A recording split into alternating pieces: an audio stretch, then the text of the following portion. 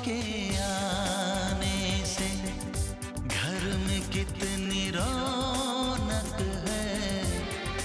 आपको देखें कभी अपने घर को